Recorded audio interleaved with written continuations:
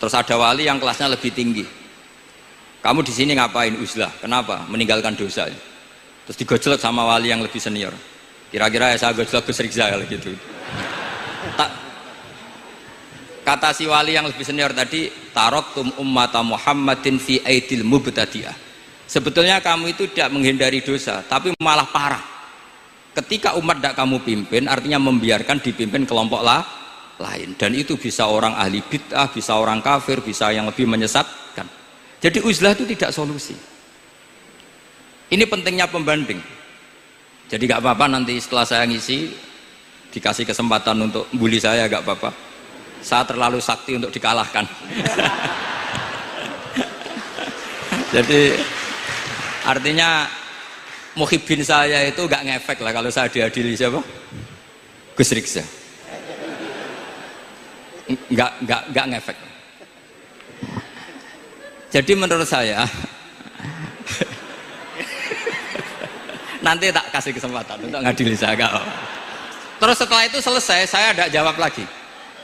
Sebagai latihan calon wali itu harus sabar, man. Jadi wal kadhiminal ghaidha wal afina anin nas. Jadi setelah saya dibully nanti saya bilang sudah saya maafkan, wassalamualaikum, terus gitu. Terus contoh yang paling ekstrim gini Gus Rizal, ada contoh babu jawazin namimah limaslahatin. Bab boleh adu-adu. Adu-adu itu mengadukan satu peristiwa yang buruk ke orang lain karena maslahat. Itu contohnya unik sekali. Saya ini bingung, masa ada namam atau namimah kemudian ditoleransi. Terus beliau pakai dalil wajah arojulum min aqsal madinati yas'a. Qala ya Musa innal mal'a ya'tamiru nabikal yaqtulu kafakhrus innilaka minan nasihin. Musa, saya ini pegawai kerajaan Fir'aun, saya termasuk perwira di kerajaan Fir'aun. Saya tahu rapat tadi malam itu memutuskan menangkap kamu untuk dibunuh. Maka kamu harus secepatnya keluar dari Mesir.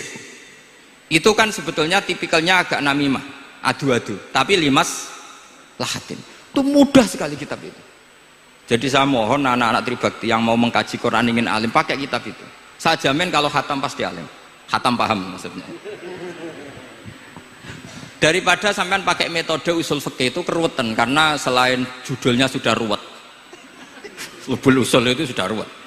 Dulu saya ngaji di Sarang itu semua satu kelas itu semuanya dapat 4 tuh. Kecuali saya tidak dapat nilai karena gurunya bingung biji. Tidak tahu bingungnya itu karena dianggap terlalu alim atau terlalu goblok, tidak tahu saya. Yang jelas usul fikih saya itu nggak ada nilainya. Begini kalau dalam usul fikih kan begini. Ya ini agak menghormati pasca sarjana, jadi agak-agak ruwet biar kesannya itu ya intelek atau pinter lah gitu. Kalau guyon terus itu kan nganggap sampean itu isane mau paham guyon itu, jadi gak ngergani orang seperti orang guyon terus itu. Tapi ini agak serius. Begini, misalnya saya sebagai kiai ngundang Zaid, kamu kesini, saya jelas nyebut Zaid kesini, ada tamu gitu. Sebetulnya saya ingin Zaid apa ingin cah dalam siapa saja asal bisa melayani tamu.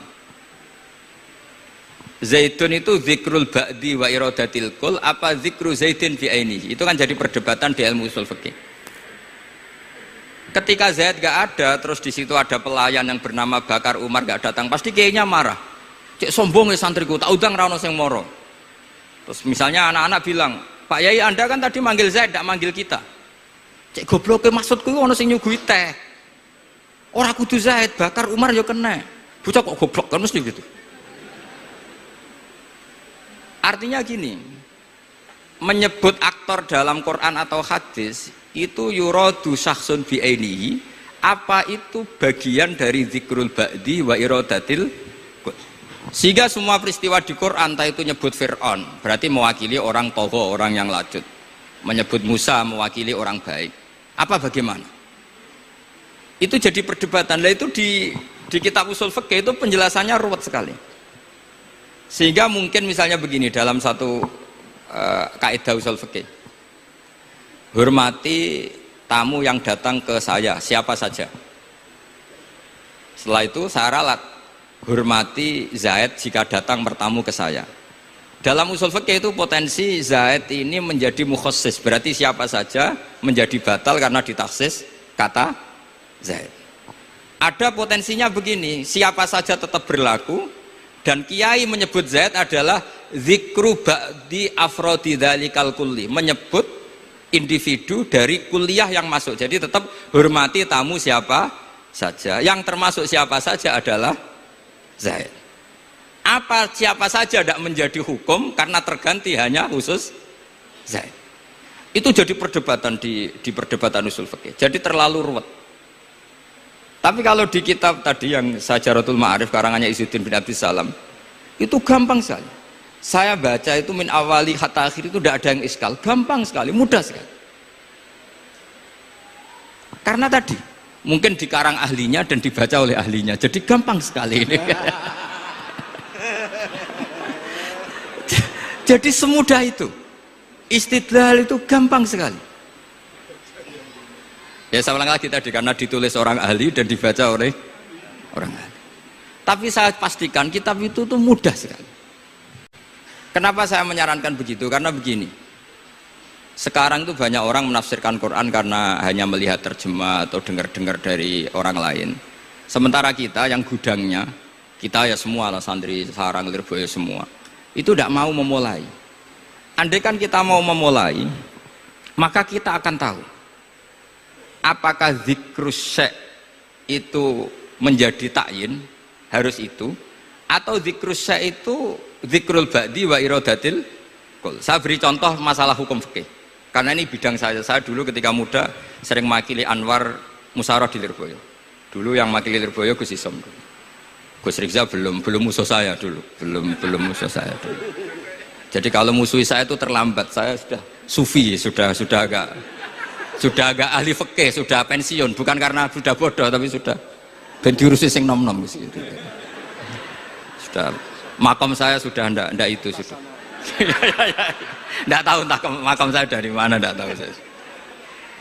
Misalnya begini, saya beri contoh. Di antara yang nggak boleh dalam pernikahan adalah wa antajma'u bainal ukhtain. Menikahi mbaknya plus adiknya, fi nikahin wahid, tahta rajulin wahid. Jadi nggak boleh mempoligami mbak bersama adiknya. Kalau kita percaya zahirun nas, maka yang haram hanyalah wayoh atau berpoligami mbak dan adik. Dan itu bahaya kalau Anda memahami seperti itu. Zaman Rasulullah Sugeng ngendikan ditambahi satu tok sama Nabi. Wala benal mar'ati wa ammatiha wala benal mar'ati wa kholatiha. Itu kalau orang Jawa kan satu, karena bulek dan bude, orang Jawa itu sama, dari bapak ya bulek, dari ibu juga bulek. Tapi kalau orang Arab bilang min jihatil ab disebut ammah, min jihatil dikatakan kholah. Nabi zaman Sugeng itu hanya nambah itu tok. Juga agak boleh menikahi ponaan plus buleknya, atau menikahi buleknya plus ponaannya. Kemudian oleh ulama fikih ditambahi satu kaidah, dua perempuan yang kalau saja laufurido itu kalau saja diandekan yang satu lelaki tidak boleh nikah, maka orang ini tidak boleh dijamu dikumpulkan tahta rajulin wahid. Berarti memasukkan siapa saja, mbah dan cucunya, perempuan dan buliknya, perempuan dan saudaranya. Nah, artinya gini, andekan yang disebut Quran itu menjadi itu saja hukumnya, maka yang haram poligami hanya mengumpulkan mbak dan adiknya, karena Quran hanya bilang wa antajma'u bainal ukhtain. Tapi tentu itu kebodohan. Mesti gak tahu ngaji usul fikih. Kitab yang pantangannya orang banyak, ya pantangannya gurune bareng. Jadi itu bukan pantangan muridnya saja, ya pantangan gurune bareng. Akhirnya apa? Itu kita analisis bahwa ini mimbabi dzikril ba'di wa iradatil kul.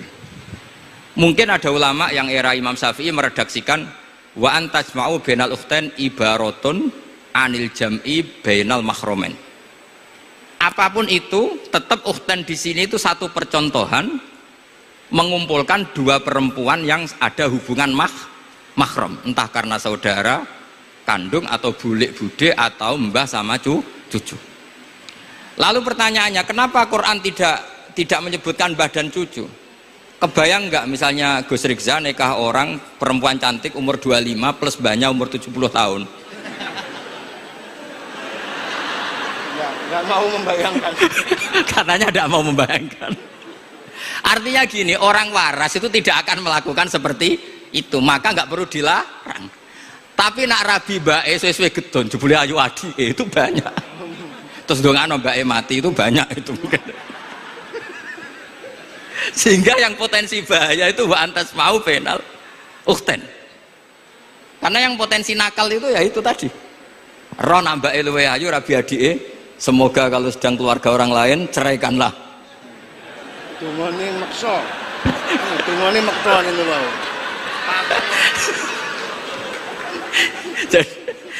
Jadi ini penting saya utarakan. Jadi ini serius tapi saya tetap rileks. Jadi mohon dipelajari lah usul fikih. Kalau usul fikih Anda kesulitan, pelajari saja kitab Syajaratul apa? Ma'arif. Nanti kitabnya saya titipkan ke siapa saja Pak. Insya Allah sampai ke kursi saya. Apa kitab Syajaratul Ma'arif. Itu menurut saya kitab terbaik dalam mempermudah memahami Quran. Ya modelnya begitu. Misalnya tadi Babu nafil ibad bikulil bilad. Bab seorang hamba sebaiknya di mana saja bermanfaat. Terus cerita tentang Nabi Isa wa ja'alani mubarakan aina ma kuntu. Saya masih ingat baca kitab supaya Pondok Lirboyo bangga bahwa cucu muridnya alim alama. Jadi ini bagian dari itu. Putu muridnya we alim, bangunnya murid Lirboyo ra alim, putune we alim kan gitu. Jadi kalau sampai ndak alim dosa gede. Saya kata Gus Kafabi kan putu murid, putune we alim mosok muridnya gak alim. Awas nak keman gak alim, sini-sini wong. Jadi harus mengkaca putune we alim, apalagi anak epas.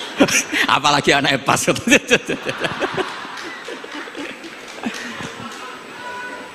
Jadi tadi sampai mana Gus? Lupa ya. Sampai adik ayu. Adik ayu. Mbake sing ayu. Ditungakno tadi. Iya, ditungakne bentang mati adike oleh mbake. Tapi adike mati Gus. Iya, mati. Saya teruskan lagi ya. Jadi kalau saya masih ingat baca kitab karangannya Imam Syafi'i dalam tema yang mirip ini. Ketika beliau ditanya, boleh ndak seorang lelaki uzubah tidak nikah? Waqat qala Rasulullah sallallahu alaihi wasallam andeka sunnati faman rohiba an sunnati falaysa minni. Itu kata Imam Syafi'i. Ya kalau dia tidak nikah karena benci sunnah Rasulullah itu buruk. Tapi kalau karena takdir dia tidak suka nikah atau gak payu rabi ya gak apa-apa kan? Terus Imam Syafi'i ditanya, apa dalilnya? Jawabnya Imam Syafi'i itu rileks sekali. Inna wa ta'ala dzakara abdan sholihan wa wasofa bi annahu hasur. Terus beliau baca ayat wasayyidaw wa hasura wa nabiyyam minas sholihin. Allah itu menyebut sekian hambanya yang soleh, dan di antara hambanya yang soleh itu berstatus hasur, orang yang tidak nikah. Artinya tidak nikah itu bukan mengganggu kesalehan, maka uzubah itu halal. Semudah itu dulu orang memahami Quran. Kok sekarang jadi sulit tuh salah gurunya apa salah muridnya? Salah semua.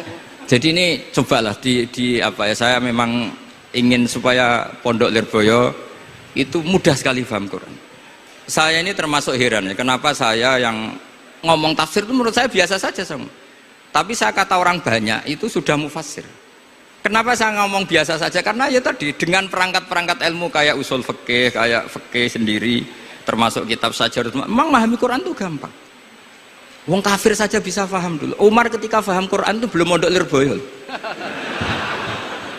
Masih kafir. Nggak pernah jadi mustahik. Apalagi wakil rektor, nggak pernah. Tapi ketika adiknya Fatimah baca Quran, Toha ma anzalna alikal Qur'ana litashqa illa tazkirata limai, itu dia paham dan menjadi masuk Islam. Itu coba fahamnya itu sama ngajinya dulu mana? Dulu fahamnya karena Quran itu muyassar, mudah. Pernah ada seorang ustadz yang mungkin kalau sekarang agak ekstrim lah. Sama ndak usah bilang cingkrang, ndak usah, pokoknya agak ekstrim ini. Kamu kok senengannya nuduh orang itu. Sampai saya kadang ketularan, saya ini orang baik gak suka nuduh orang gitu. Itu ada orang yang agak ekstrim itu datang ke Harun Ar-Rasyid, ya Amirul Mukminin gitu, inni nasihun laka famusaddidun alaika fala tajidanna alayya fi nafsika syai'an. Saya ini orang baik-baik, ingin nasihati jenengan, cuma saya agak kasar. Musaddid itu agak kasar, dalam bahasa Arab musaddid siddah itu kasar atau tegas, kasar lah dalam konteks ini maknanya kasar. Fala tajidanna fi alayya fi nafsika syai'an, mohon jangan dimasukkan hati. Apa kata Harun Rasid? Ngendikan itu mudah sekali dan itu sangat Qur'ani. Kata Harun Ar-Rasid, uskut ya Ustad. Sebagian riwayat, uskut ya jahil. Hei orang bodoh, kamu diam. Inna Allaha ta'ala ba'atha man huwa khairun minka ila man huwa syarrun minni. Wa ma'adzalika qala ta'ala faqula lahu qawlan layyina la'allahu yatadzakkaru aw yakhsha. Kamu diam hei Ustad bodoh. Allah Ta'ala itu mengutus orang yang lebih baik ketimbang kamu, yaitu Nabi Musa, ke orang yang lebih buruk ketimbang saya, yaitu Fir'aun. Itu saja harus beretika. Faqula lahu qaulal layyinan. Kok kamu sama-sama muslim mau main kasar sama saya? Kitabnya mana? Kira-kira seperti itu.